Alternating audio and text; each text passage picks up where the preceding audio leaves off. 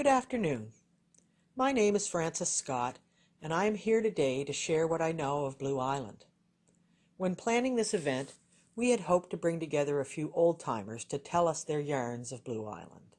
But alas, circumstances developed whereby that was not possible. So I am your meager replacement, or understudy, being called up to the main stage, so to speak.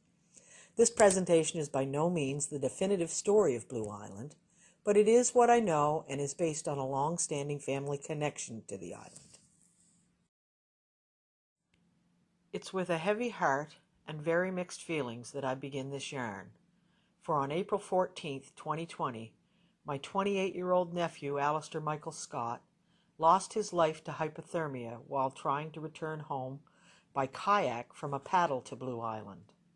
Much like myself, Alistair was interested in Blue Island from a very young age, and his interest developed largely from being part of a family of storytellers who shared tales of Green Harbor with more than a few Blue Island stories in the mix. The short video clip you saw at the beginning of this presentation was graciously provided by Layla Crouse, and I wish to express my appreciation to her for sharing it with us. Within the video, there is a moment when a wooden Celtic cross comes into view.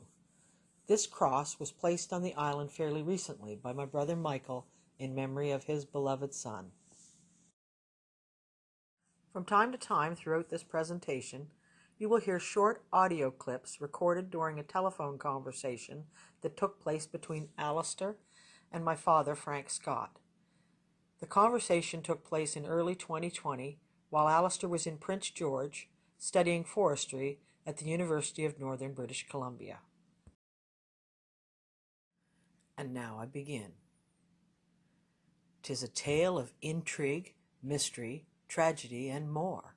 I speak of Blue Island, the legends and lore. Some might well ask, where in blazes is West Green Harbor? But those who know might ask, where in West Green Harbor is Blazes? Blazes is the shore on the western side of West Green Harbor, from which a view of the northern shore of Blue Island lay to the south. Best know your compass if you travel with me, for already we've been west and south and north, and now we head to the east, where just north of the western side of West Head lies East Green Harbor. If you live in these parts, Blue Island dwells to the southwest and can be seen from the western shore of East Green Harbor. Blue Island has roughly the same landmass as the Locks Island portion of Lockport, but with an elevation nearly 70 feet higher at 102 feet above sea level. Much of the island is made up of large granite rock, boasting more than a few ominous cracks and fissures, and forming a coastline so rough that much of it should only be approached very carefully at the best of times, never at the worst of times, and only on the right tide. You were down around Blue Island and stuff with me in a boat. I sure was. I remember it vividly. Yeah. I ain't got one of them anymore. I wish I had. But, yes. Well, 1,000 years ago, the Mi'kmaq people were the only humans to spend time on Blue Island. Traveling there to harvest berries, seafood, and mosses, they knew it to be a place of both beauty and peril, with many hidden facets, as it remains today. There's a good chance that the first Europeans to visit the island were part of Captain Edward Teach's crew, who in late 1717 were caught in an ocean storm and blown well north off course. Blackbeard, as Captain Teach was known by many, weighed anchor as the storm abated, and they found themselves off a little cove on Blue Island that in fact still bears his nickname today.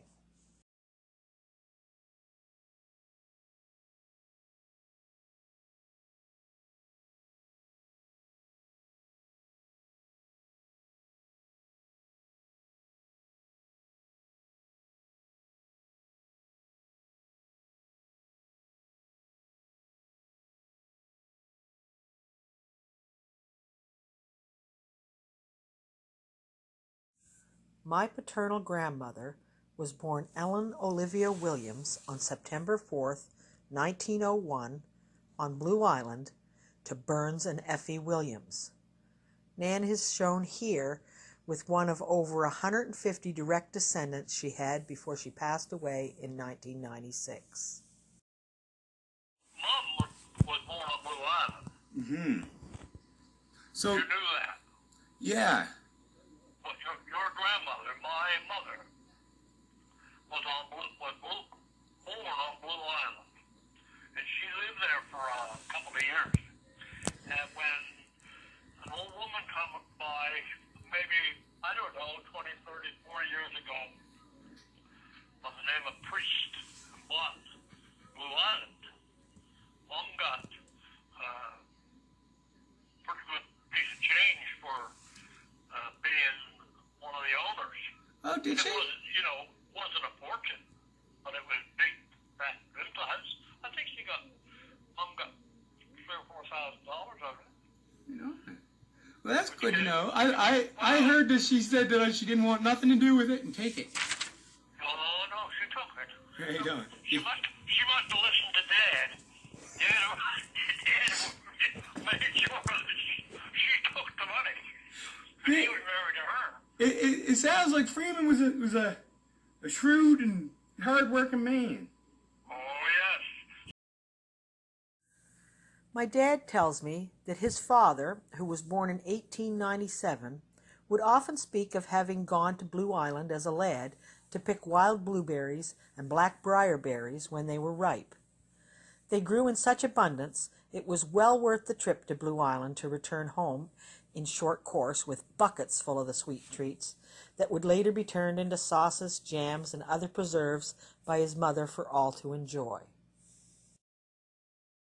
At this point, I'd like to tell you a short and silly little yarn that will probably not even make sense. It was told me by my dear cousin Katie, who said a man at a party kept pestering her to tell him where she was from. After some time of trying to ignore him, she eventually gave in, turned around, and told him, "We's Puckadooies. We came over from Blue Island on great big balonies, and we ate 'em and we couldn't get back, so they called us Puckadooies." In the genealogy, I'm the youngest son of the youngest son of the youngest son, which is you. Really? Yeah. Well, that's good. That's good. So you're the youngest son of me. I'm the youngest son of Michael, who's the youngest son of you. Yeah. Well, Freeman wasn't the youngest, was he? What? Was Freeman the youngest in his family by any chance? Youngest boy? Dad was. Was he? Dad was, and I was in my family. I was the youngest in my family. So Grampy, me and you are part of a chain of the youngest men. I've already spoken of the dangers of Blue Island. As a child, I remember hearing the story of the hole in the heather. As the story goes, a stranger was visiting the island at the time of year when the heather was in full bloom. Whilst ambling along in what he believed to be a lovely field of heather, he suddenly dropped out of sight, for the heather grew so thick there that it covered a deep crack in the landscape, and he had plummeted to his death below. As a very young teenager, I would travel by skiff to the shores of Blue Island, where my dad and I would harvest Irish moss. We would rake it aboard as very wet moss, and then lug it home in large burlap sacks to spread it out for drying on a strip of unused asphalt near where we lived. Once the moss was dry, it fetched a much better price than we'd get selling it wet. As it happens, there was an Irish moss plant very near where we lived. We would sell it there, and the workers there told me the moss was used as an ingredient in making ice cream. I was never quite sure I believed that story. I was a somewhat artistic child, and I recall one particular trip to Blue Island when we spotted large chunks of something that I still don't really know what it was. It looked like it had been sliced away from something else. It was a dark bluish gray.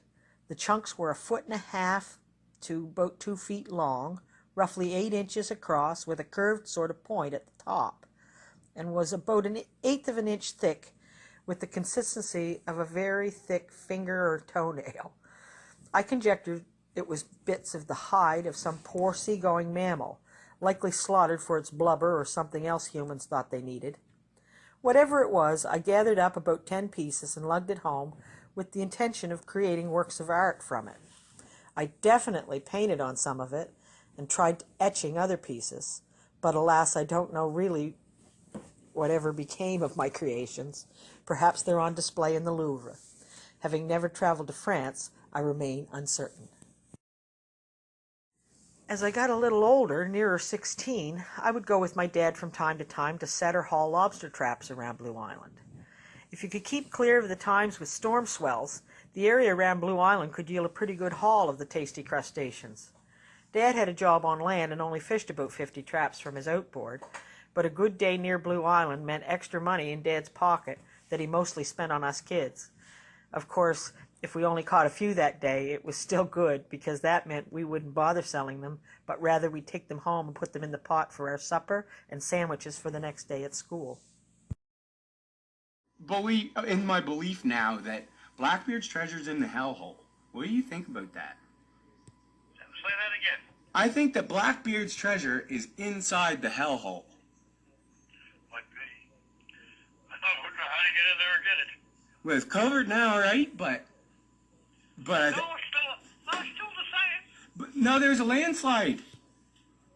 The opening to the hellhole's closed now. Yeah, they couldn't close that. Is- You mean that old woman that bought it? No. It was a landslide, like a weather event.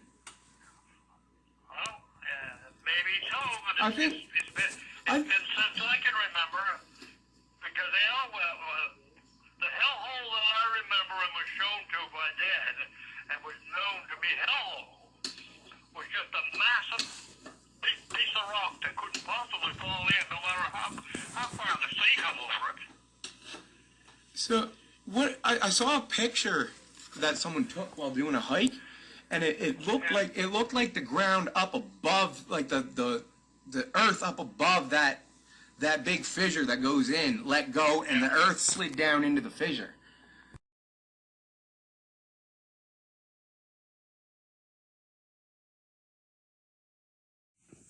Although I've never read it, I understand the book Trafficking in Sheep, a memoir, written by Anne Priest and published in 2006, contains details of Blue Island. A short bookseller's introduction to the book describes it as follows. A working actress and divorced mother of 2 young boys takes off for the summer to the coast of Nova Scotia. She falls in love with the place, buys a house, ultimately buys an island because it is the view from her house and because she wants to save it from development.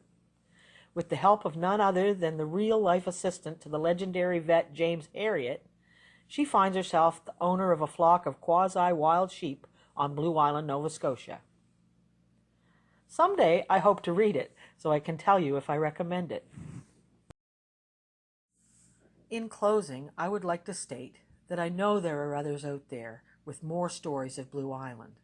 It is my sincere hope that they might come forward in the future to share them with us. I never tire of hearing those old yarns. Alistair, I hope you've heard this, and if you have, I'm pretty sure you have a grin on your face. Catch you on the flip side, brother. Love, Aunt Francie.